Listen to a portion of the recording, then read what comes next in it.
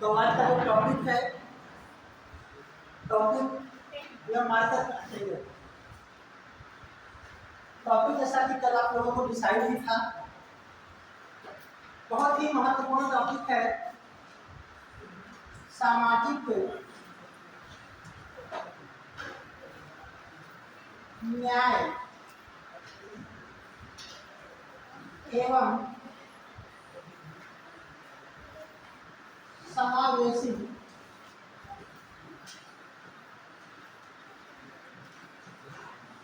विकास। अगर हम बात करें तो इसे कहा जाता है सोशल जस्टिस एंड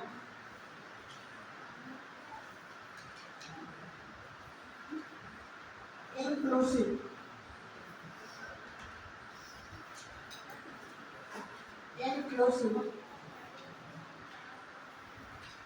डेवलपमेंट, ये आज आपका टॉपिक। और ध्यान रखें, सामाजिक न्याय और समावेशी विकास यह एक ऐसा टॉपिक है जो आपको प्री एग्जाम के साथ साथ मेंस के लिए बहुत ही ज़्यादा है। आपके एग्जाम में प्रत्यक्ष अप्रत्यक्ष रूप से एक क्वेश्चन इस टॉपिक से हो। सामाजिक न्याय, सोशल जस्टिस क्या है, समावेशी विकास क्या है, इंक्लूसिव डेवलपमेंट क्या है, इसे आप लोगों को पहले समझना होगा। और फिर भारत के परिप्रेक्ष्य में क्या, या भारत के परिप्रेक्ष्य में देखेंगे कि कहाँ पे सामाजिक न्याय हो रहा है और इसका प्रयास कब से चल रहा है। ये सब चीज़ें आप लोग देखेंगे और फिर यहाँ से क्या क्या क्वेश्चन बन सकते हैं, उस क्वेश्चन को भी आप लोग टेकअप करेंगे, ठीक है ना। तो सबसे पहले हम बात करेंगे सामाजिक न्याय, सोशल जस्टिस की। अगर हम बात करें तो सामाजिक न्याय कहते किसे हैं, इससे आशय क्या है, कौन बताएगा सामाजिक न्याय क्या है?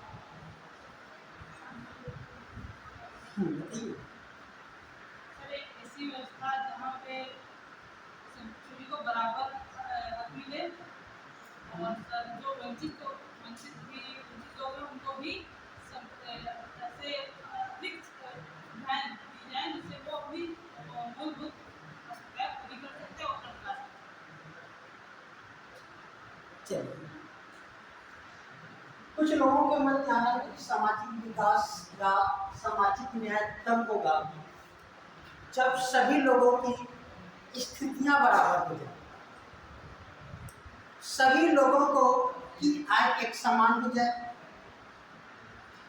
सभी लोगों का जो सामाजिक, आर्थिक और भी जो स्थितियां हैं वे सभी समान हो जाएं, तो सामाजिक न्याय हो जाएगा। ऐसा लोगों के मन में और जेहन में एक विद्यमान रहता है। दरअसल में बेटा ध्यान रखिएगा, सभी की आय एक समान रूप से हो जाए, सभी की स्थितियां एक समान हो जाए, यह किसी भी समाज सभ्यता में संभव। फिर भी इसकी तरफ हम लोग अग्रसर हों। जो समानता की जो बीच की जो खाई है वो चौड़ी ना होकर के वो क्या होने लगे, कम होने लगे। जब ये कम होने लगे तो उसी को ही हम लोग सामाजिक न्याय के रूप में परिभाषित करते हैं। एक यूरोपियन विचारक थे, उनका नाम था रूसो। रूसो का एक स्टेटमेंट है, उस स्टेटमेंट को समझने की कोशिश आप लोग करें। रूसो ने कहा था,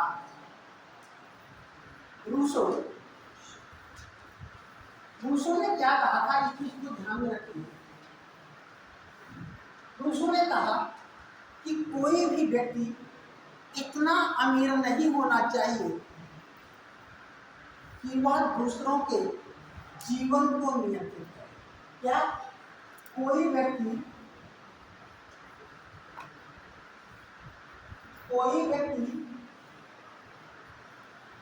इतना अमीर ना हो, इतना अमीर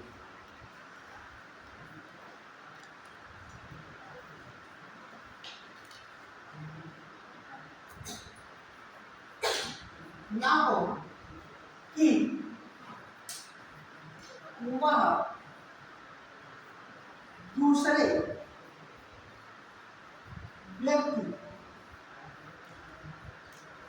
के जीवन को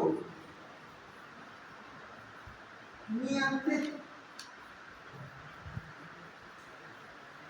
करे और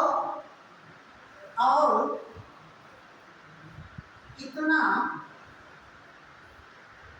निर्धन भी ना हो,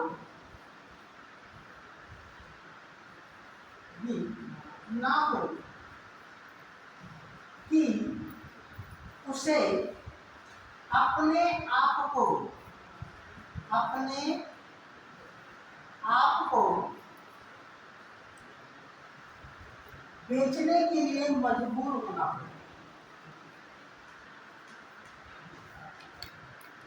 बेचने के लिए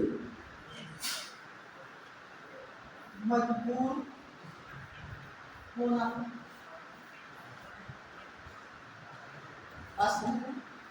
मतलब कि इतना अमीर भी नहीं होना चाहिए व्यक्ति को कि उसके वह क्या करे, दूसरों के जीवन को नियंत्रित करे। और कोई व्यक्ति इतना गरीब भी ना हो कि वह अपने आप को बेचने के लिए मजबूर होने से मतलब है कि उसकी इतनी स्थिति होनी चाहिए कि वह अपने कर्मों के अनुसार, अपने योग्यता के अनुसार समाज में वो चीजें प्राप्त कर सके जिसका वह हकदार है। उसका शोषण नहीं होना चाहिए, ठीक है ना। अगर यह अवस्था नहीं है कि व्यक्ति अपने ऐसे जीवन को नहीं जी पा रहा है कि वह समाज में जिसका हकदार है उसके लिए वह जो करना चाहता है वो नहीं कर पा रहा है, इसका मतलब वो सामाजिक न्याय। इसी चीज को ही स्थापित करने के लिए पूरे विश्व में प्रयास किया जा रहा है कि सबको सामाजिक न्याय मिले, और साथ में भारत में भी इसी का प्रयास है। हम लोग इसे परिभाषा को देखेंगे, थोड़ा सा इस चीज को आप लोग समझ पाए होंगे, ठीक है ना। एक चीजें देखेंगे कि सामाजिक न्याय का जनक किसे कहते हैं। सामाजिक न्याय का जनक लिख लीजिएगा, सामाजिक न्याय का जनक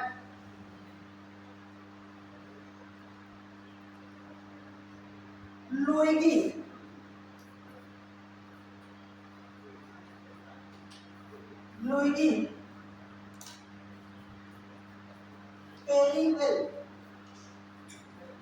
पेरीवेल्स लिखिएगा, लुइगी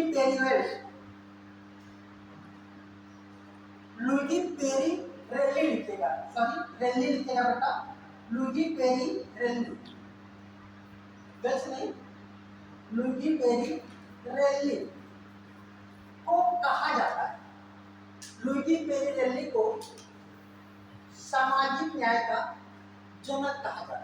ये लुइगी पेरीरेल्ली थे कौन? यह वेटिकन, आपने सुना होगा, या वेटिकन देश के पदारी थे। क्या थे? पदारी। और इन्होंने सामाजिक न्याय शब्द का, सोशल जस्टिस शब्द का प्रयोग सबसे पहले 1840 ईस्वी में किया। तब किया था 1840। इन्होंने सोशल जस्टिस की बात की थी, और ध्यान रखिएगा इन्हीं को सामाजिक न्याय का जनक कहा जाता है। और एक व्यक्ति थे, उन्हें भी आपको ध्यान में रखना है, वो थे जॉन रॉल्स। एक जॉन रॉल्स एक व्यक्ति हैं, इन्होंने 1971 में एक पुस्तक लिखी थी। पुस्तक का नाम था the theory of justice. The theory of justice एक पुस्तक है जॉन रॉल्स की। इन्होंने 1971 में लिखा था और इसमें इन्होंने बताने की कोशिश किया कि ये सामाजिक न्याय क्या होता है। ठीक है ना। इस पे अपना पूरा सिद्धांत दिया, विचार दिए और इसी विचारों के आधार पर जो है भारत में सहित पूरे विश्व में सामाजिक न्याय की बात की जाने लगी। और ध्यान रखिएगा, और इसीलिए जॉन रॉल्स को सामाजिक न्याय का संस्थापक कहा जाता है। क्या कहा जाता है? सामाजिक न्याय का संस्थापक। इन्हें सामाजिक न्याय का संस्थापक कहा जाता है।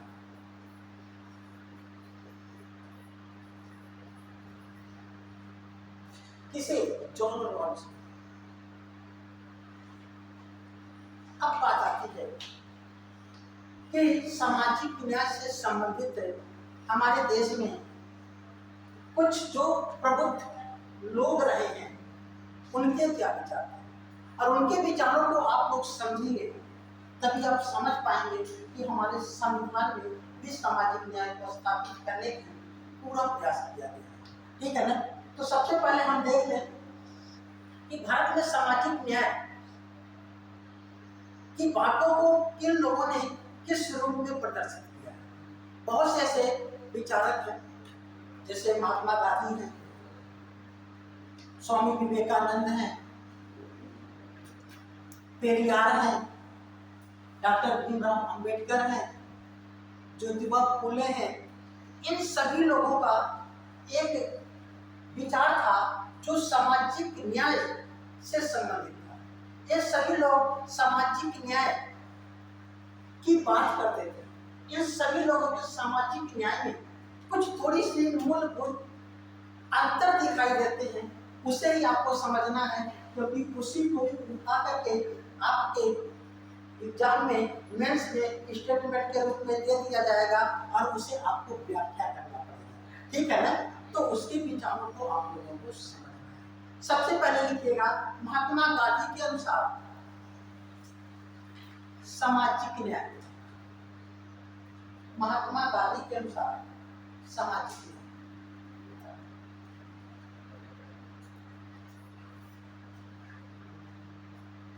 ध्यान रखिएगा, महात्मा गांधी का जो सामाजिक न्याय था वह आधारित था लोगों के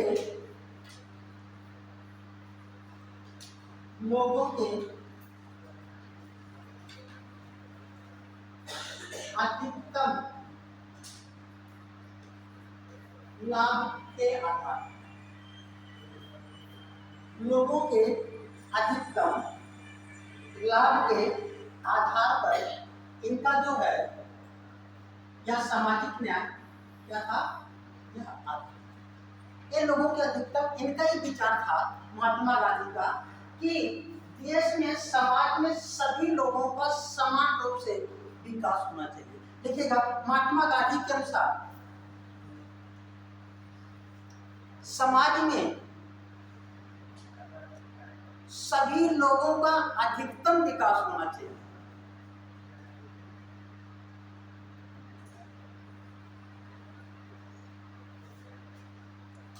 अधिकतम।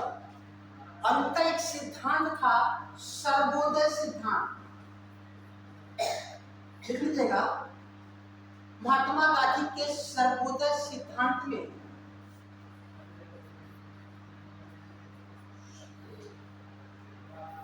यह बातें ज्यादा स्पष्ट होती हैं। सर्वोदय सिद्धांत आपको मालूम है कि जैसे शब्द से ही दिखाई दे रहा है, सर्व सबका उदय, सबका विकास होना चाहिए। इसका मतलब इन्होंने गरीब, अमीर, जो वंचित लोग थे, जो दबे कुचले लोग थे, इन सभी के विकास की हिमायती है। लेकिन यह विकास होगा कैसे, इस पे भी इन्होंने जोर दिया। और ध्यान रखिएगा, महात्मा गांधी का ये जो सिद्धांत था कि सभी लोगों का जो अधिकतम लाभ हो, अधिकतम विकास हो, उस पे भी इन्होंने कहा कि राज्य को एक सीमित हस्तक्षेप के आधार पर सबका विकास करना चाहिए। सीमित हस्तक्षेप का मतलब था कि राज्य को बहुत ज्यादा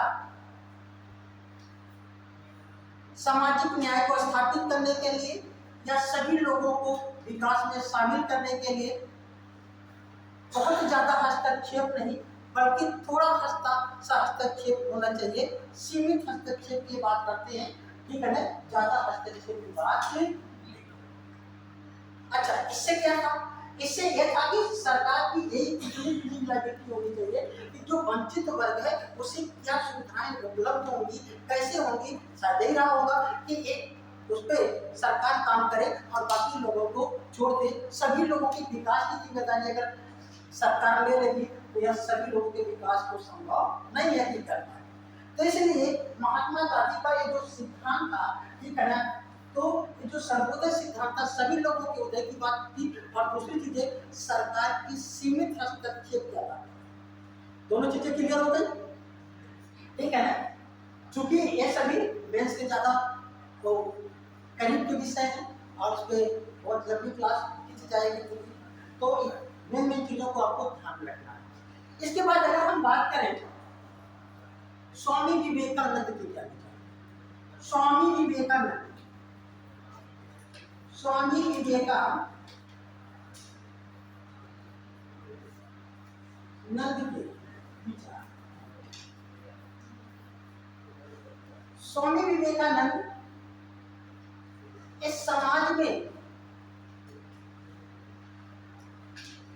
विशेषाधिकार और भेदभाव वाले समाज के खिलाफ, है ना, लिख लीजिएगा। स्वामी विवेकानंद समाज में विशेषाधिकार, समाज में विशेषाधिकार और सामाजिक भेदभाव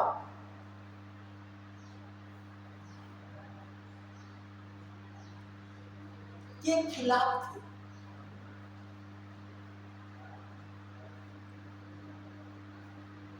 अब थोड़ा सा अंतर समझिए। महात्मा गांधी का तो था कि सबका विकास, लेकिन इन्होंने कहा, क्या कहा, सबका विकास हो, लेकिन जो सामाजिक में कुछ लोगों को विशेषाधिकार है, कुछ ऐसे वर्ग थे उस समय, कुछ ऐसे लोग थे जिनके पास समाज के अन्य लोगों की तुलना में कुछ विशेष ज्यादा अधिकार प्राप्त थे। इन्होंने कहा कि विशेषाधिकार की व्यवस्था नहीं होनी थी और समाज में भेदभाव भी। ध्यान रखिएगा, इस उक्ति के आधार पर देखेंगे तो स्वामी विवेकानंद भेदभावपूर्ण वाले समाज, दलित वंचित लोगों के साथ साथ महिलाओं के भी बारे में ये बात करते हैं कि महिलाओं को भी सामाजिक न्याय मिलना चाहिए। इस पॉइंट को भी नोट कर लीजिएगा। इनके अनुसार समाज में वंचित वर्ग एवं महिलाओं को भी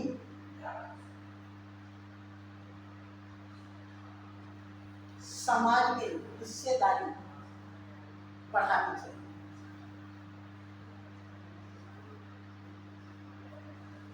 ठीक को समझिएगा, थोड़ी थोड़ी बातों को।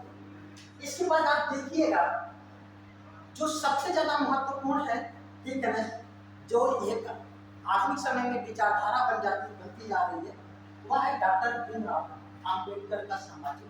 ये जो चिंतन था, जो विचार था, वो किस पर आधारित। लिख लीजिएगा, डॉक्टर भीमराव अम्बेडकर डॉक्टर भीमराव अंबेडकर का सामाजिक न्याय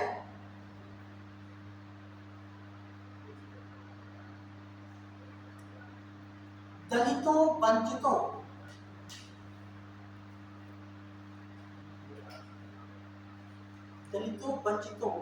के संघर्ष के साथ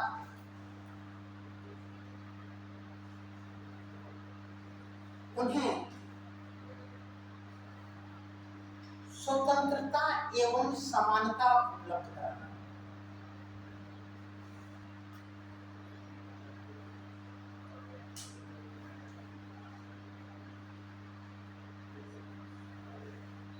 ध्यान रखिएगा, डॉक्टर भीमराव अंबेडकर साहब एक दलितों के बारे में बात करते हैं, वंचितों के बारे में बात करते हैं कि जो समाज में ऐसा वर्ग जो वंचित है, जो दलित है, उनको समाज की मुख्य धारा में लाने के लिए हमें संघर्ष करना है।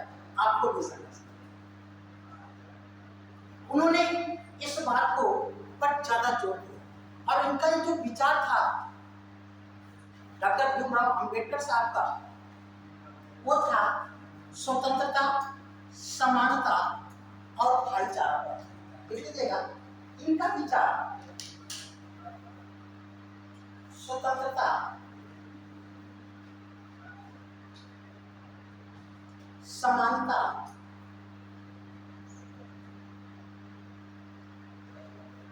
और भाईचारा पर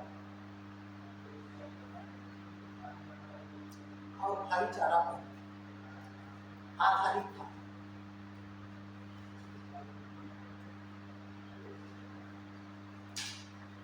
अगर आप अब इस चीज को थोड़ा सा और डिफाइन करें तो इतिहास में जाए, महात्मा गांधी भी सबके विकास की बात कह रहे थे। डॉक्टर भीमराव अंबेडकर दलितों वंचितों के लिए एक पूरा ही मुहिम चलाया था, एक आंदोलन ही चलाया था, एक अलग ही विचारधारा ही प्रफुल्लित हो गई थी। ये दोनों लोगों का जो है विचार देखेंगे तो दोनों लोग सामाजिक न्याय की बात, लेकिन दोनों के सामाजिक न्याय में थोड़ा सा बेसिक अंतर, और इसी बेसिक अंतर के कारण इन दोनों की विचारधाराओं में भी थोड़ा सा अंतर है। जबकि दोनों हमारे समाज के लिए, देश के लिए दोनों ने बहुत कुछ किया है। दोनों लोगों की विचारधाराएं अपने आप में बहुत ही महत्व रखती हैं। हम लोग उससे प्रेरित होते हैं, उसको पढ़ते हैं, आदर्श मानते हैं और आपके एग्जामों में उनके विचारधाराओं से क्वेश्चन भी आते हैं। विचारधाराओं में थोड़ा सा ही तो अंतर था, इसीलिए तो महात्मा गांधी और डॉक्टर भीमराव अंबेडकर साहब के बीच में 1932 का पुनः पैक्ट हुआ था। पुनः पैक्ट क्या था, जरूरत क्या थी, जब दोनों इस बात की हिमायती थे कि समाज में सभी लोगों का विकास होना चाहिए। तो उन दोनों की विचारधाराओं में जो बेसिक थोड़ा सा अंतर था, उसी बेसिक अंतर के कारण दोनों की विचारधाराएं थोड़ा सा अलग हो गई। महात्मा गांधी चाह रहे थे कि सभी समाज में सभी एक साथ जुड़े हो और सबका विकास हो। डॉक्टर भीमराव अंबेडकर साहब कह रहे थे कि ठीक है, समाज में सभी लोग जुड़े हो, लेकिन विकास कैसे होगा, इस चीज को तो स्पष्ट करिए। जो वंचित है, आज तक शोषित रहा है, जिसके पास न तो शिक्षा का अधिकार है, न अच्छा जीवन का अधिकार है, न समानता का अधिकार है, उसका कैसे समान रूप से विकास होगा। उनका इसीलिए आप इस वर्ग को एकदम से अलग, इसलिए बहुत उन्होंने स्ट्रगल किया था और अपने को जिंदगी में सफल भी। और महात्मा गांधी कहते हैं कि सबका विकास होना चाहिए, लेकिन अलग नहीं। अंततः दोनों लोगों के बीच में समझौता होता है, वो आप लोग इतिहास में पढ़ेंगे और डिटेल में पढ़ेंगे, लेकिन यहाँ से अगर थोड़ा सा कनेक्ट कर पाएंगे तो आपको बहुत ज्यादा मिलेगा। तो सामाजिक विकास की अगर हम बात करें तो इन लोगों के जो विचार थे, इन विचारों को देखकर हम लोग कुछ निष्कर्ष पर पहुंच जाते हैं। क्या निष्कर्ष पर पहुंचते हैं कि सामाजिक न्याय कब होगा, सामाजिक न्याय के लिए क्या क्या आवश्यक है। तो ध्यान रखिएगा, सामाजिक न्याय के लिए आवश्यक तत्व लिखिएगा। सामाजिक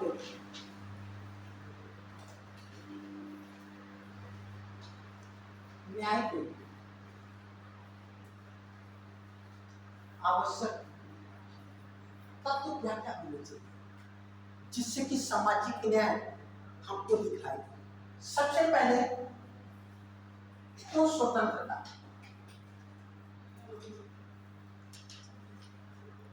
दूसरा है समानता,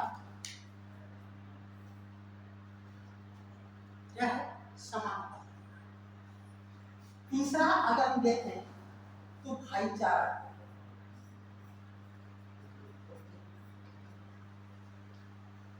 चौथा देखें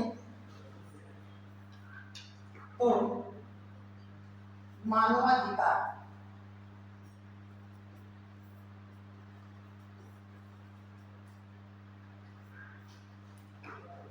और पांचवा देखें तो सभी लोगों को संसाधन या एक पहुंच, ठीक है ना, संसाधनों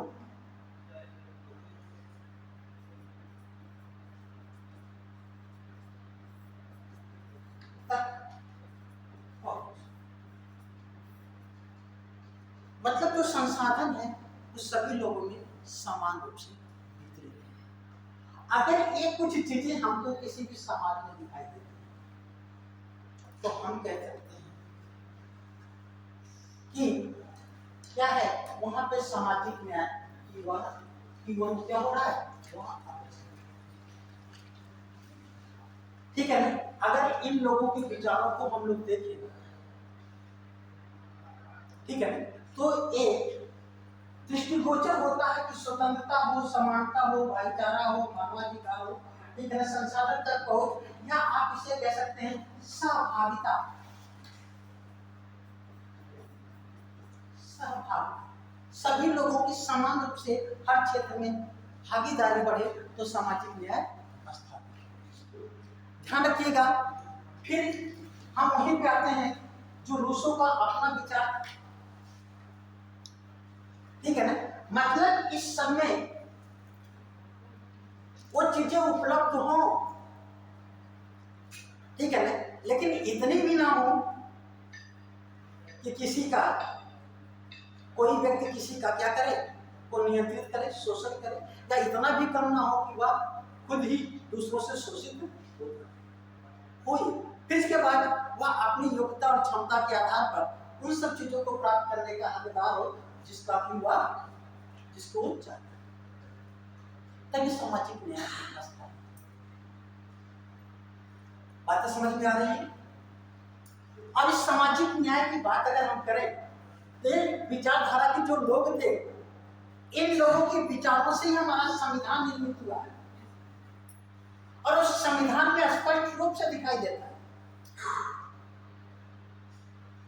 स्पष्ट रूप से। आप देखिए, अगर हम स्वतंत्रता की बात करें, संविधान के मूल अधिकार के, है ना, दूसरा जो मूल अधिकार है स्वतंत्रता का अधिकार है ना, संविधान में वो उपलब्ध कराता है कि अगर वो उपलब्ध हो रहा है इसका मतलब समाज में है। समानता की आप बात कर लीजिए,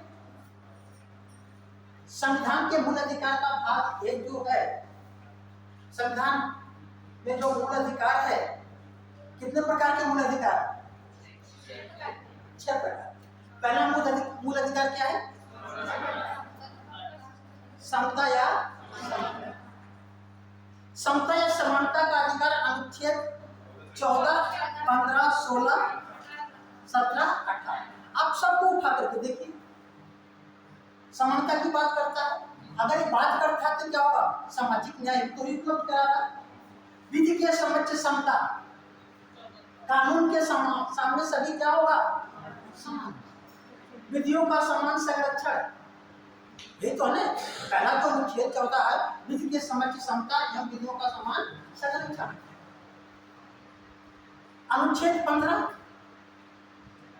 किसी भी व्यक्ति को जाति, धर्म, लिंग या जन्म स्थान के आधार पर विभेद का प्रतिषेध। समानता स्थापित करने की तो बात कर रहा है। अनुच्छेद 16, लोक नियोजन में अवसर की समता, वहां पे भी समानता की बात की जा रही है कि सभी लोगों को समान अवसर मिलने चाहिए। उसी अनुच्छेद में आप लोगों को दिखाई दे रहा है, अनुच्छेद 16 में ही जो आरक्षण का उपबंध है, इसी तो अनुच्छेद के अंतर्गत दिया गया। अनुच्छेद 17 अस्पृश्यता का अंत, अनटचेबिलिटी, समानता को स्थापित करने के लिए किया गया है। उपाधियों का अंत, आप देखेंगे तो संविधान में बहुत से ऐसे आर्टिकल्स हैं जो समता स्वतंत्रता की बात करते हैं। यही नहीं, भाईचारा को बढ़ावा देने के लिए आप नीति निर्देशक तत्व में चले जाइए। ये राज्य की व्यवस्था है। राज्य क्या करेगा? राज्य जो है अपने राज्य में सामाजिक वातावरण को बनाए रखेगा जिससे कि लोगों का अधिकतम कल्याण हो सके। ये नीतियों के निर्देशक तत्व में ही तो है। उसी में ही आपका अनुच्छेद 39 और 39 काम में है ना भाई, विधि के समक्ष समता। अगर वहां पे देखिए कि जो 39 काम है, 39 काम में क्या है?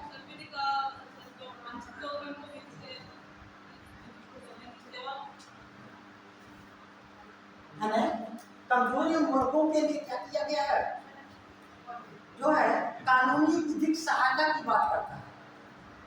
विधिक सहायता कि कोई ऐसा कमजोर वर्ग जो कानून के तहत अपने अधिकारों को नहीं ले सकता है, तो उसके तहत क्या करेगा? सरकार का दायित्व तो उसको विधिक सहायता उपलब्ध कराए, वकील उपलब्ध कराए, उसको सुरक्षा उपलब्ध कराए। ये उसके अंतर्गत है ना 39 का,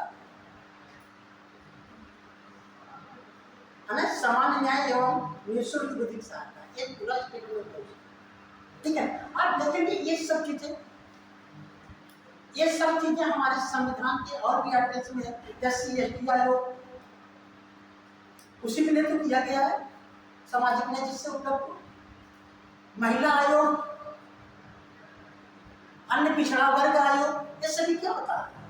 ये सभी कहीं न कहीं पे ये सभी संवैधानिक संस्थाएं जो संविधान के द्वारा गठित की है। मानवाधिकार धारक या संवैधानिक संस्था नहीं, इसका संविधान में उल्लेख नहीं है, लेकिन अनुसूचित जाति, अनुसूचित जनजाति आयोग, अन्य पिछड़ा वर्ग आयोग, ये सभी क्या है? संवैधानिक संस्था, जो संविधान में संवैधानिक संस्था।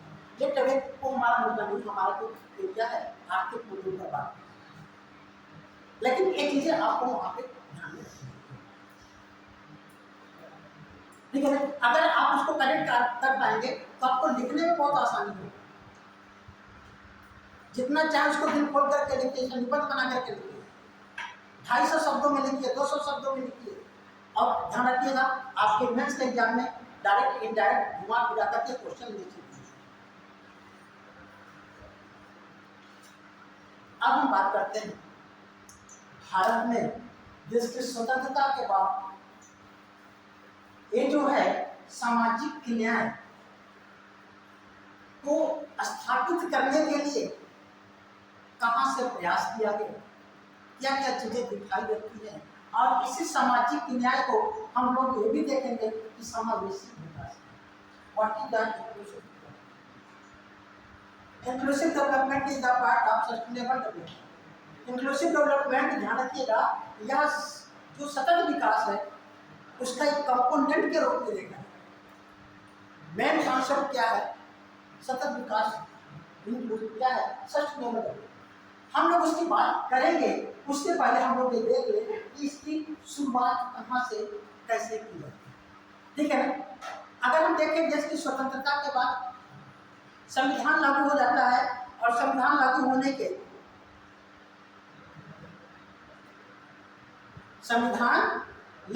के बाद इसके लिए क्या प्रयास किया? ध्यान रखिएगा, सरकार के द्वारा ये सभी प्रयास जो हमें किस तरफ ले जाते हैं। यूपीएससी में कॉन्सेप्ट लेवल पे क्वेश्चन ऐसे ही बनाता है, कहीं पे यूपीएससी में जो क्वेश्चन बनेगा वो कहीं लिखा नहीं मिलेगा। हमें जो भी इसकी तरफ ले जाते हैं वो हमें सामाजिक न्याय की तरफ ले जाती है, और उसी सामाजिक न्याय का एक अंग मानेंगे, एक जो है आइटम्स मानेंगे, ठीक है? वे क्या काम है? अगर हम देख लें तो देश की स्वतंत्रता के बाद सबसे पहले हमारे देश में कुछ योजनाएं चली। उन योजनाओं का जो मुख्य ऑब्जेक्ट था वो तो कुछ दूसरा हुआ करता था, लेकिन अगर आप सामाजिक न्याय की तरफ से अगर देखेंगे, उसको जोड़ने की कोशिश करेंगे तो निश्चित रूप से, जैसे सामुदायिक विकास कार्यक्रम कब चलाया गया था? 1952 में कम्युनिटी डेवलपमेंट प्रोग्राम स्टार्ट किया गया था, और उस प्रोग्राम को क्या है, ग्रामीण क्षेत्रों के विकास के लिए किया है। यद्यपि वह जो है प्रोग्राम अपने आप में बहुत ही महत्वपूर्ण प्रोग्राम था, लेकिन अगर कनेक्ट करेंगे तो कहीं ना कहीं पे उस गरीब पिछड़े लोगों को जो है एक रोजगार के अवसर उपलब्ध कराने की बात की गई थी, जिससे कि वे लोग विकास की मुख्य धारा में शामिल। वही नहीं, आप देखेंगे ढेर सारे ऐसे प्रयास किए जाते हैं, लेकिन यहाँ पे बहुत ज्यादा प्रयास नहीं होता है, सामाजिक न्याय की कोई बात नहीं करता है। यद्यपि कुछ कार्यक्रम चलाए जाते हैं, लेकिन विकास के लिए सुधारात्मक कार्यक्रम, लेकिन वहाँ पे ध्यान रखें कि ये सामाजिक न्याय शब्द जो है, ये सब जो चीजें चल रही थी, कभी किसी विचारधारा के अंतर्गत ये अलग से अध्ययन इसका नहीं किया जा रहा था। लेकिन 1960 के दशक में जब यूएनओ ने सामाजिक न्याय सोशल जस्टिस शब्द का उपयोग करने लगा और इस बात को कहने लगा कि पूरे विश्व में सोशल जस्टिस होनी चाहिए, सामाजिक न्याय होनी चाहिए, और इसी के बाद भारत ही नहीं पूरे विश्व परिदृश्य में सामाजिक न्याय की मांग होगी। और इसको ध्यान में रख करके उन जो विश्व की जितने भी सरकारें थी, वे सभी सरकारें अपने अपने देश में अपने संविधान अपने नियमानुसार जो है और वे अपने यहाँ पे कार्यक्रमों को संचालित कर रहे हैं। इसी को आप देखेंगे भारत में, ध्यान रखिएगा 1960 के पहले तो बहुत कोई प्रभाव नहीं था, ठीक है ना, यद्यपि हमारे संविधान में सामाजिक न्याय की बातें तो झलकती ही है, ठीक है ना।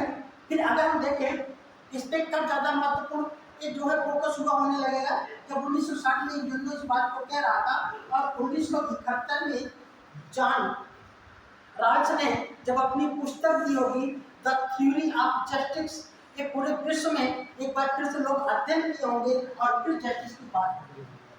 इसीलिए जॉन राल्स को क्या कहा जाता है, सामाजिक न्याय का संस्थापक कहा जाता है, क्योंकि इन्हीं की बातों के बाद, इन्हीं की पुस्तक के बाद पूरे विश्व में सामाजिक न्याय शब्द का प्रयोग होने लगा और इसे स्थापित करने की बात होने लगी, और यूएनओ इसका हिमायत किया।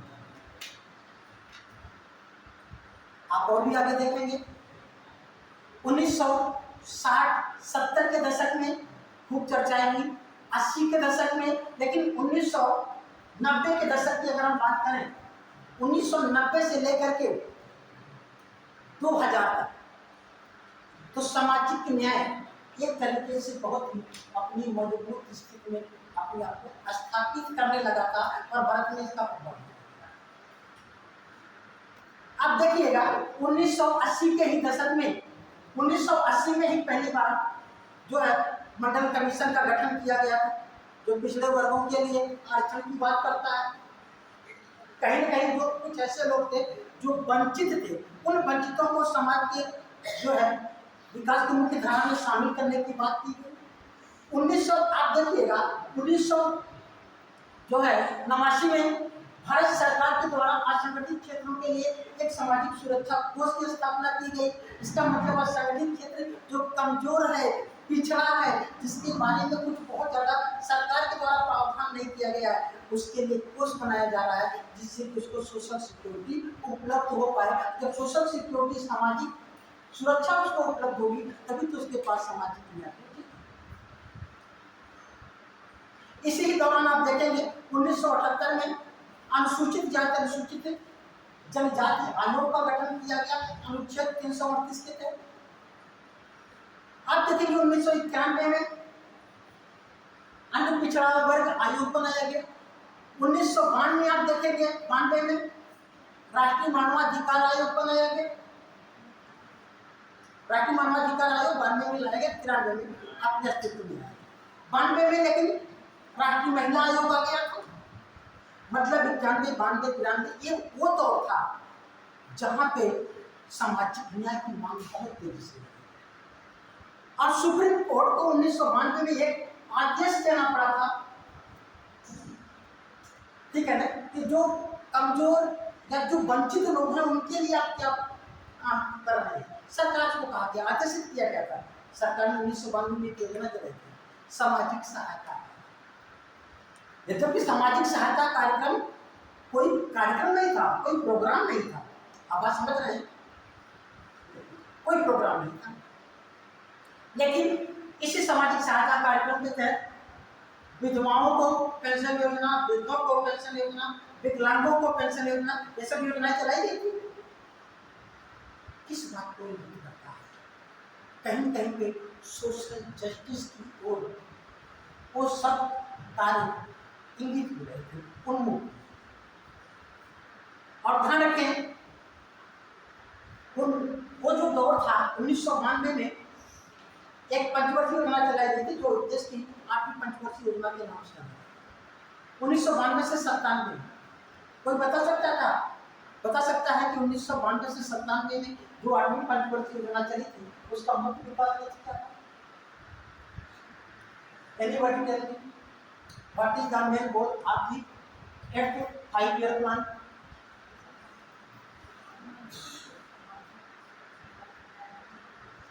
मानव संसाधन का विकास, ह्यूमन रिसोर्स डेवलपमेंट की बात करते हैं। मानव संसाधन का मतलब हमारे समाज में बहुत से ऐसे लोग हैं जो टेक्निकली मजबूत नहीं थे, उनको दक्षता की बात कर रहा है। और उसके आगे देखिएगा मांग हो रही है, और उसी समय 1900 ठीक है 97 में पंचवर्षीय योजना खत्म होती है, और 1997 में हमारे देश की सरकार बदलती है। और सरकार आती किसकी है? भाजपा की सरकार, और प्रधानमंत्री बनते हैं अटल बिहारी वाजपेयी। अटल बिहारी वाजपेयी साहब, ध्यान रखिएगा, सामाजिक न्याय को वहां पे मतलब वो अपने आप को स्थापित करने की कोशिश होता है। किसको? सामाजिक न्याय हमारे देश में कैसे लागू होगा। इस जो 9वीं पंचवर्षीय योजना थी, इसका मुख्य विकास लक्ष्य ही स्थापित किया गया, सामाजिक न्याय एवं सोशल जस्टिस एवं इक्विलिटी। सोशल जस्टिस एवं इक्विलिटी, सामाजिक न्याय एवं समता, ये 9वीं पंचवर्षीय योजना का मुख्य विकास लक्ष्य था। और हमारे देश के प्रधानमंत्री श्री अटल बिहारी वाजपेयी जी। अब देखिए, सामाजिक न्याय एवं समता अभी तक हम लोग इनडायरेक्ट इसको करते आ रहे थे, कोई स्पष्ट कोई बातें नहीं की जा रही थी। लेकिन पहली बार पंचवर्षीय योजना में ये रखा गया कि नहीं, ऐसी सामाजिक व्यवस्था होनी चाहिए, ऐसा विकास होना चाहिए जिससे कि सभी लोगों को सामाजिक न्याय मिले, और क्या हो, सबके अंदर समानता है। और सामाजिक न्याय और समानता को स्थापित करने के लिए आप ध्यान में रखेंगे, जो 1997 से 2002 के बीच में ढेर सारे ऐसे कार्यक्रम चलाए गए जिससे कि लोगों के अंदर समानता का भाव है और सोशल जस्टिस। ये दौर उस समय का था, ठीक है ना, मैं इसलिए आ रहा हूँ क्योंकि जिससे कि हम लोग वर्तमान समय को कनेक्ट करते हैं, ठीक है ना। यहाँ पे देखेंगे 1997 में एक योजना चलाई गई थी। कौन सी योजना चली थी? स्वर्ण जयंती शहरी स्वावलंबन। कौन थी? स्वर्ण जयंती शहरी स्वावलंबन। वह योजना जो चलाई गई थी उस समय, उसका उद्देश्य ही था कि शहरों में गरीबों के लिए इस तरीके के काम किए जाए जिससे कि वे अपना खुद का रोजगार स्थापित करें। जब खुद का रोजगार स्थापित करेंगे तो उनकी आय बढ़ेगी, उनका सामाजिक स्टेटस बढ़ेगा, तो क्या होगा? सामाजिक न्याय स्थापित होगा। सामाजिक न्याय कभी ये नहीं कहता है कि जो धनी लोग हैं वो धनी होते जाएं और जो गरीब लोग हैं वो गरीब होते जाएं। अरे नहीं, जो गरीब हैं वे बहुत अमीर ना हो जाएं, लेकिन इतने अमीर हो जाएं कि वे अपने उस आवश्यकता को पूरा कर सके जो एक मानव के लिए आवश्यक है। बात समझ रहे हैं? 1999 में स्वर्ण जयंती ग्रामीण स्वरोजगार योजना। इसमें क्या किया गया था, एक गांव के लोगों को विकास की मुख्य धारा में शामिल करने के लिए स्वरोजगार योजना थी, जिसमें गांव के लोगों को प्रशिक्षण देकर के खुद का रोजगार स्थापित करने की बात। एक तरह का काम था। अगर ये भी देखा जाए तो योजना भी अगर देखा जाए कहीं ना कहीं पे सोशल जस्टिस की ओर। फिर अगर देखें तो 2000 में कृषि में व्यापक सुधार करते हुए द्वितीय कृषि नीति लाई गई। पहली कृषि नीति कब लाई गई? First agriculture policy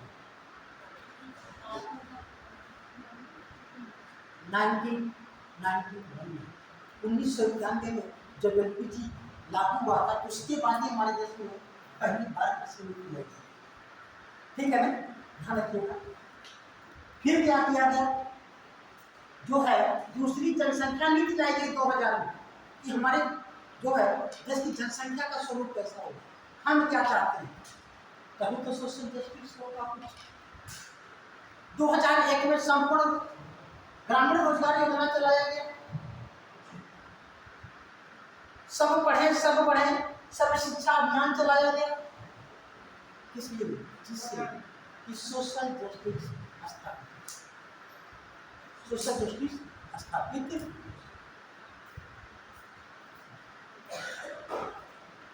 good evening students. अच्छा ये बताइए, आप लोगों से एक सलाह लेनी थी।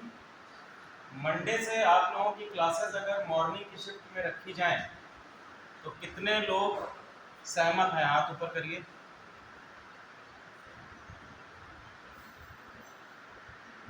लगभग सभी सहमत हैं।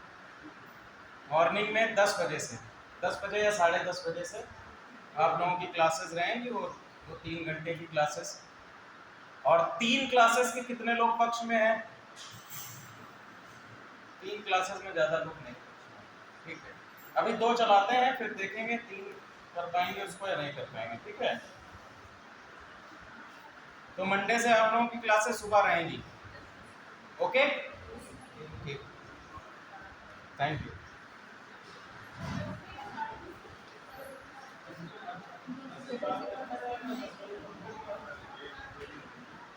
ऐसा रखेंगे कि 1-2 बजे तक नहीं होगा।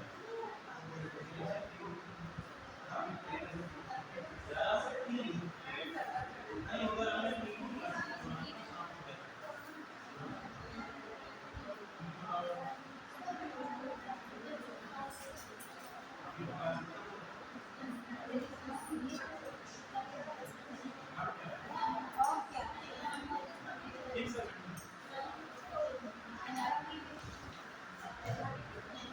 अगर मॉर्निंग में चले सभी लोग आइएगा। मॉर्निंग में फिर आएंगे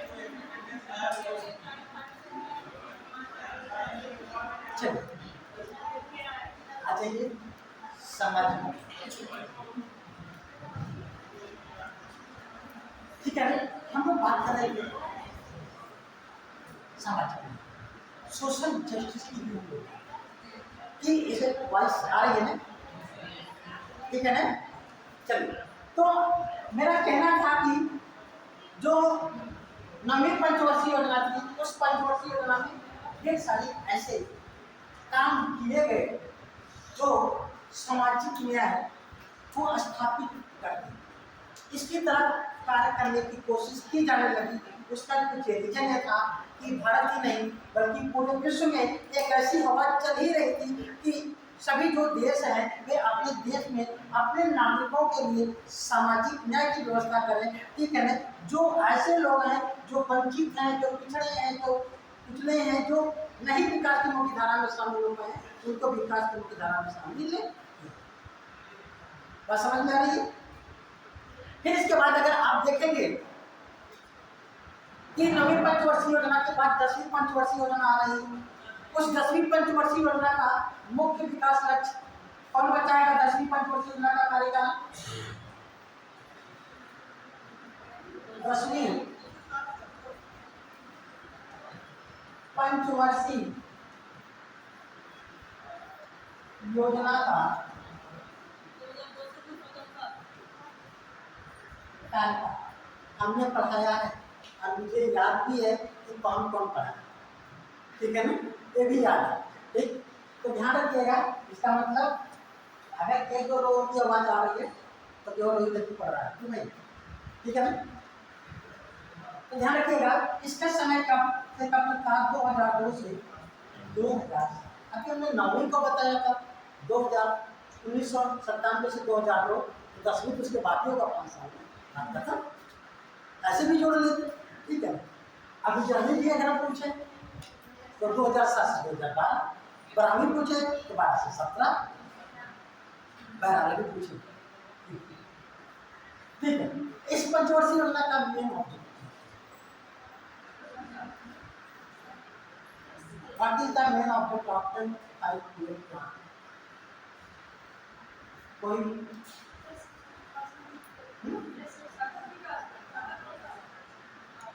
क्या था? सतत विकास। इंग्लिश में क्या कहते हैं? Sustainable development. और हमने पिछली क्लास में सस्टेनेबल डेवलपमेंट की बात की। सस्टेनेबल डेवलपमेंट को समझ लीजिए एक बार, तो आपको बहुत सी चीजें सीखेंगे। इसमें निबंध लिखने के लिए कभी आ जाए तो आप निबंध लिख सकते हैं, लेकिन जब उसकी थीम को समझें।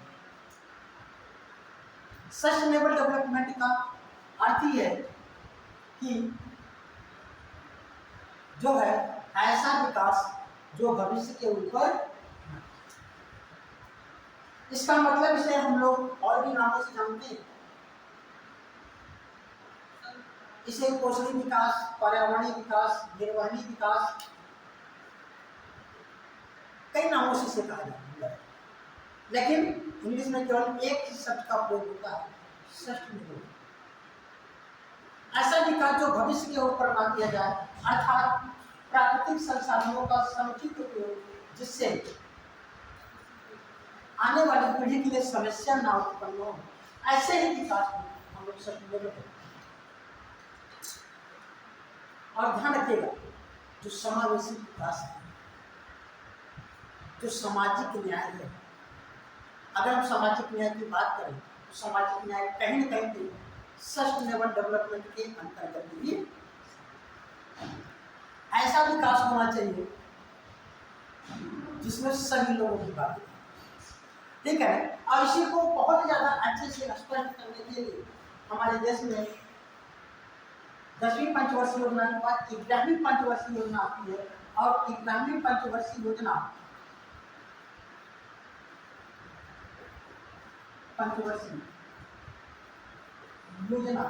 इसका जो टाइम ड्यूरेशन है 2007 से 2012, यही तो, ठीक है। इसका जो मुख्य विकास लक्ष्य ही रखा गया समावेशी, क्या समावेशी, ध्यान रखिएगा क्या रखा गया, समावेशी।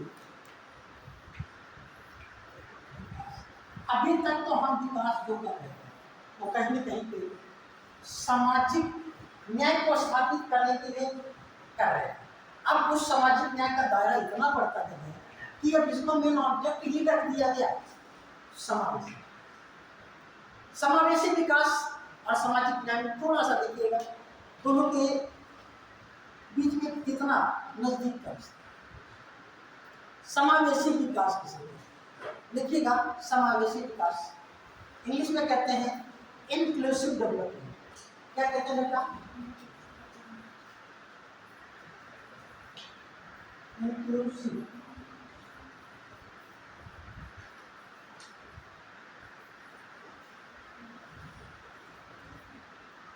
इंक्लूसिव क्या है?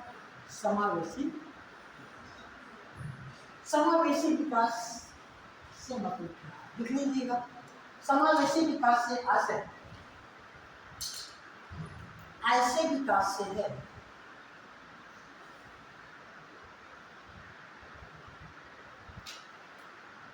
समावेशी विकास से आशय ऐसे विकास से है जिसमें समाज के सभी वर्गों की भागीदारी सुनिश्चित हो, जिसमें समाज के सभी वर्गों की भागीदारी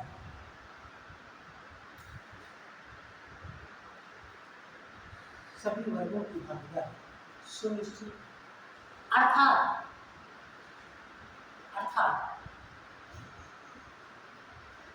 विकास की मुख्य धारा से कटे लोगों को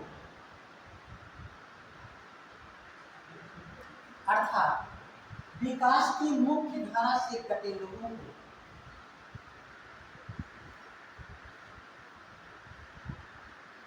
विकास की मुख्य धारा में शामिल किया जाए। कटे लोगों को विकास की मुख्य धारा में शामिल किया।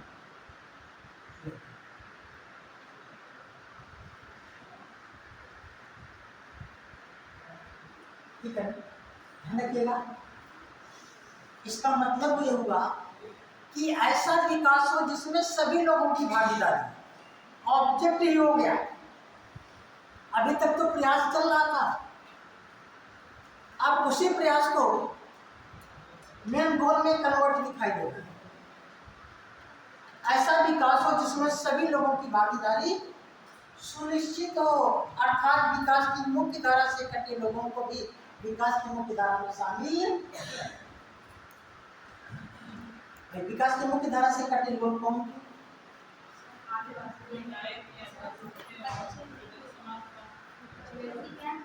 मेन आप देखेंगे एससी, अनुसूचित जाति, अनुसूचित जनजाति, महिलाएं और भी समाज में अन्य पिछड़े वर्गों के अंतर्गत सामान्य वर्गों में भी जो क्या है आर्थिक रूप से जो पिछड़े हैं, इन सभी लोगों को विकास की मुख्य धारा में शामिल किया जाए।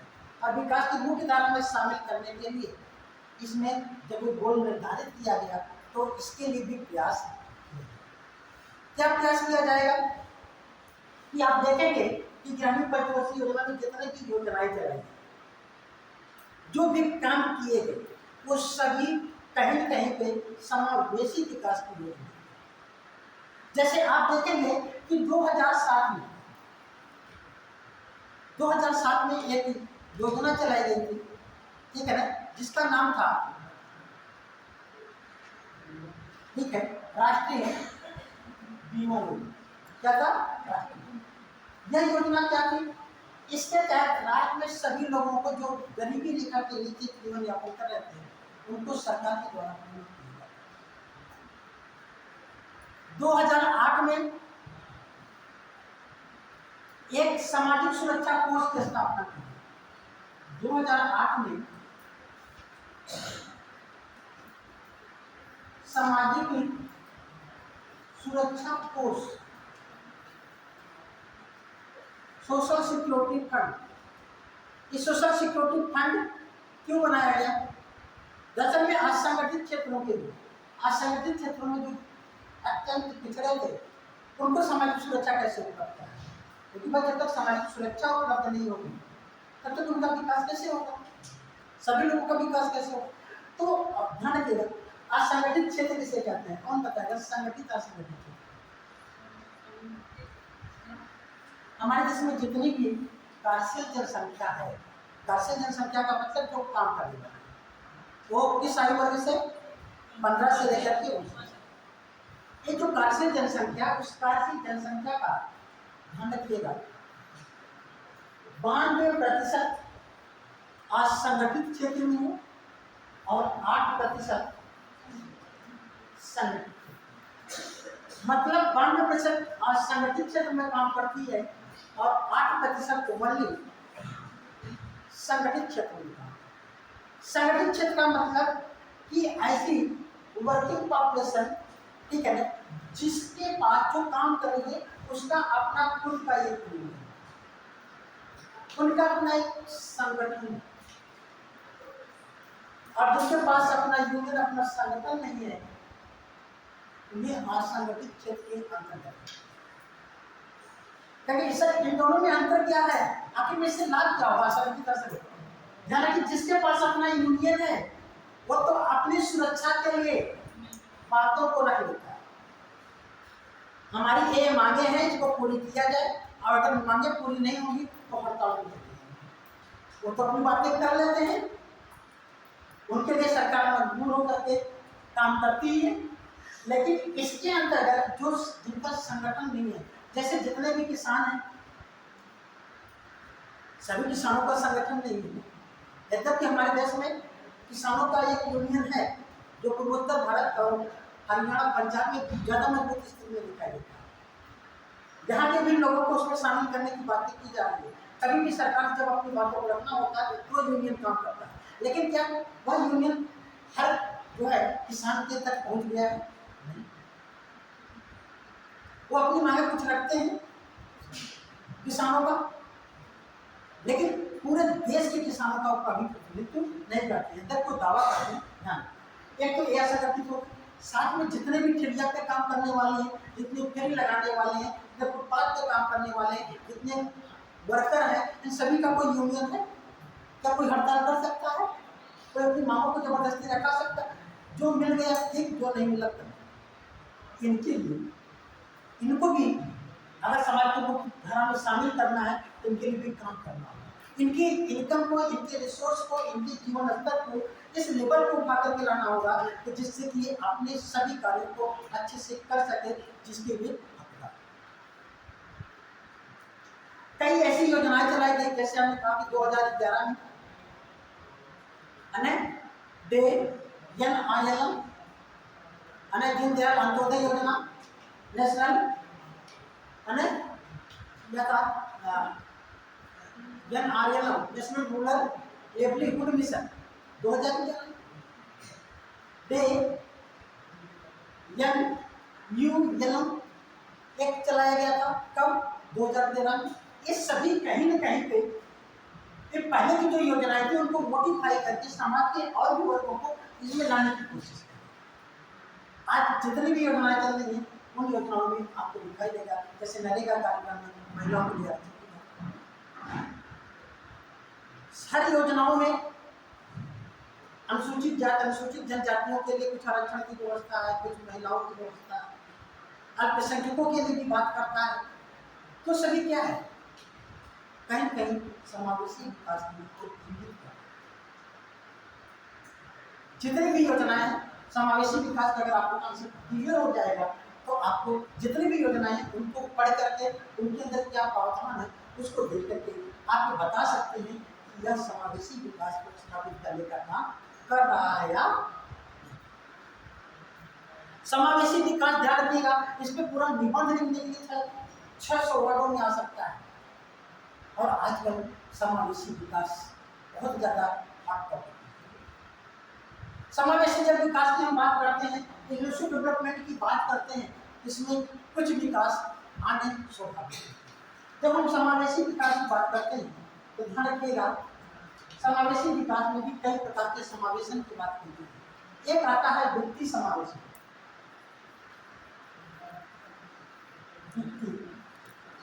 समावेशन तो बहुत बार पूछा गया है, निम्न योजनाओं में से कौन सी वित्तीय समावेशन को इंगित करता है या उसके पूरा करता है? वित्तीय समावेशन का मतलब क्या हुआ?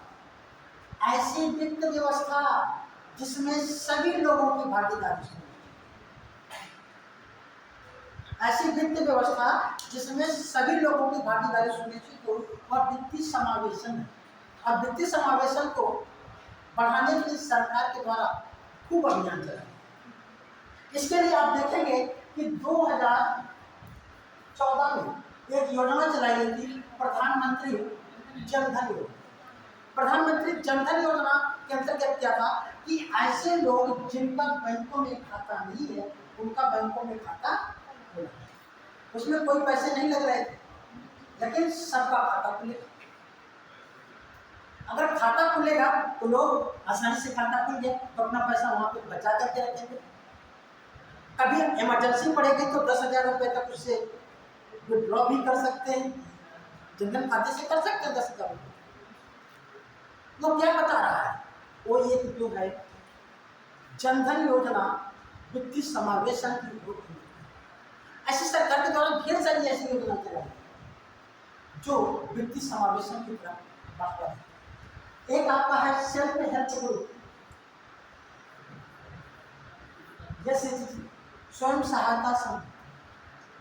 स्वयं सहायता समूह का जन्म किसे कहा जाता है? डॉक्टर मोहम्मद यूनुस को कहा जाता है। इस समय जो बांग्लादेश के PM doctor Mohammad Yunus, doctor Mohammad Yunus को ध्यान रखिएगा, इसका जन्म इन्होंने पहली बार बांग्लादेश में, बांग्लादेश ग्रामीण जो बैंक था, क्या बांग्लादेश ग्रामीण बैंक, उसमें स्वयं सहायता जैसी योजनाओं को लागू करता है। भारत में भी ध्यान रखिएगा, स्वयं सहायता समूह की शुरुआत करने वाला सबसे पहले कौन सा बॉडी थी? तो एसबीआई। एसबीआई ने माइक्रो फाइनेंस के तहत जो है स्वयं सहायता समूह की पर काम करना शुरू किया। इसने क्या किया था? गांव के छोटे छोटे कुछ बचतों को एक व्यक्ति वहां से इकट्ठा करता था और फिर जाकर के एसबीआई में आज स्वयं सहायता समूह को पूरे देश में एक अभियान के तौर पर चलाया जा रहा है। आप गांव में इसको देख सकते हैं। और वर्तमान में इसे कौन चला रहा है? नाबार्ड। कौन चला रहा है? नाबार्ड। नाबार्ड स्वयं सहायता समूह की एक नोडल एजेंसी के रूप में काम करती है। ये नाबार्ड है क्या? कौन बताएगा नाबार्ड का फुल फॉर्म?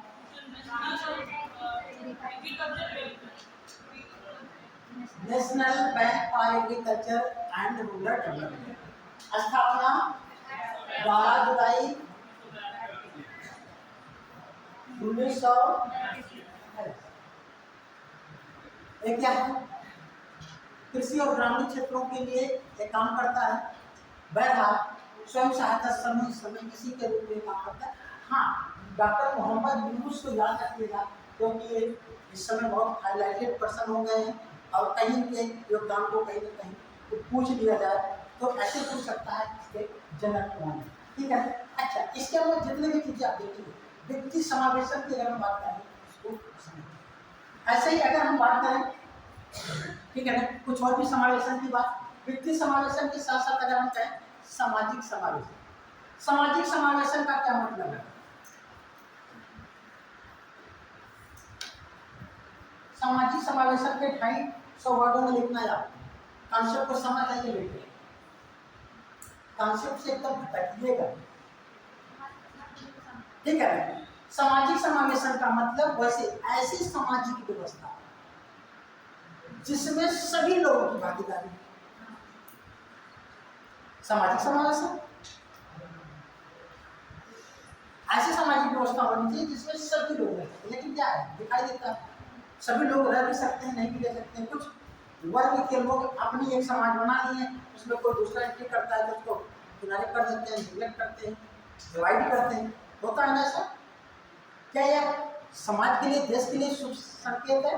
नहीं ना। ऐसी समाज की व्यवस्था होनी चाहिए जिसमें सभी लोगों की है। और इसके लिए सरकार के द्वारा जो प्रयास उसको आपको समझना होगा कि क्या क्या किया जा रहा है, कैसी कैसी चीजें हैं। ठीक है ना। हमको क्योंकि कॉन्सेप्ट ही देना है, ठीक है ना, और इस पर हम लोग बात करेंगे। ठीक है ना। और इसकी बात हम बात करें और क्या सांस्कृतिक समावेशन की भी बात हो सकती है। ऐसी सांस्कृतिक व्यवस्था जिसमें सभी लोगों की भागीदारी। जो सब शिक्षा में समावेशन की बात, शिक्षा में समावेशन बहुत ही हॉट टॉपिक है।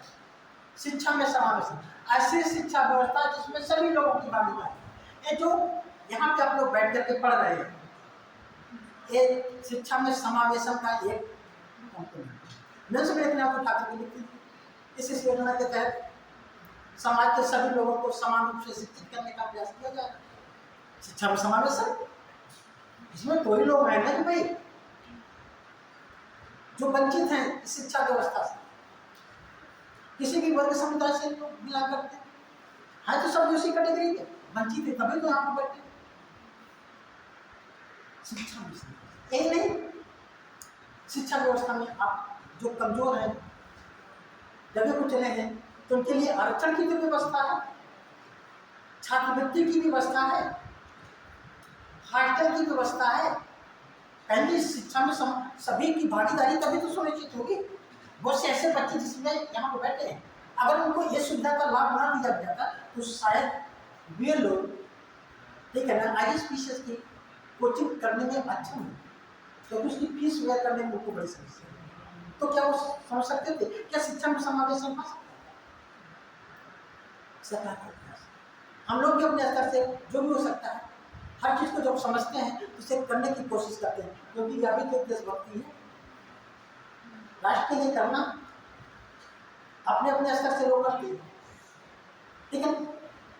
शिक्षा में समावेशन के साथ साथ एक और भी समावेशन की बात करते हैं, जो आज सबसे ज्यादा जो है चर्चित मुद्दा बनता जा रहा है, और आपके एग्जाम में ध्यान रखिएगा, आने वाले 2-3 सालों में कभी न कभी यूपीएससी में क्वेश्चन पूछेगा है, राजनीतिक समावेशन। राजनीतिक समावेशन ऐसी राजनीतिक व्यवस्था जिसमें सभी लोगों की बात है। अब जो समावेशन की बात करेगा वही आगे है, जो समावेशन की बात नहीं करेगा वह वहीं तक सीमित रह जाएगा। अगर इसको आप उठा करके देख लें तो हमारे देश में कुछ जो पार्टियां हैं, कुछ बहुत आगे जा रही हैं, कुछ पीछे जा रही हैं, तो आपको समझ में आ जाएगा कि आखिर में ऐसा क्यों होता है, क्योंकि कहीं न कहीं पे सब एक दूसरे से कनेक्ट है। क्या ऐसी किसी भी राजनीतिक व्यवस्था में शामिल होना चाहेंगे जहां पे सबका समावेशन ना हो? नहीं ना। आप सोचेंगे हमारा ही नहीं और भी लोगों का यहाँ पे समावेश है, और राजनीतिक समावेशन के ही तहत ध्यान रखिएगा, लोकसभा में महिलाओं के लिए सीटें आरक्षित की जा रही है, समावेशन ही तो है। SC ST के लिए जो है वहां पे सीटें आरक्षित हैं, तो ये ध्यान रखें। अगर इस सब चीजों को अगर आप फोकस करें तो एक बड़ा कॉन्सेप्ट है और बहुत इंटरेस्टिंग कॉन्सेप्ट है, और इसे अच्छे से आप लोग कर सकते हैं। मैं उम्मीद करता हूँ कि आप लोगों को समझ में आया होगा। किसी को कुछ पूछना है तो पूछ, कुछ भी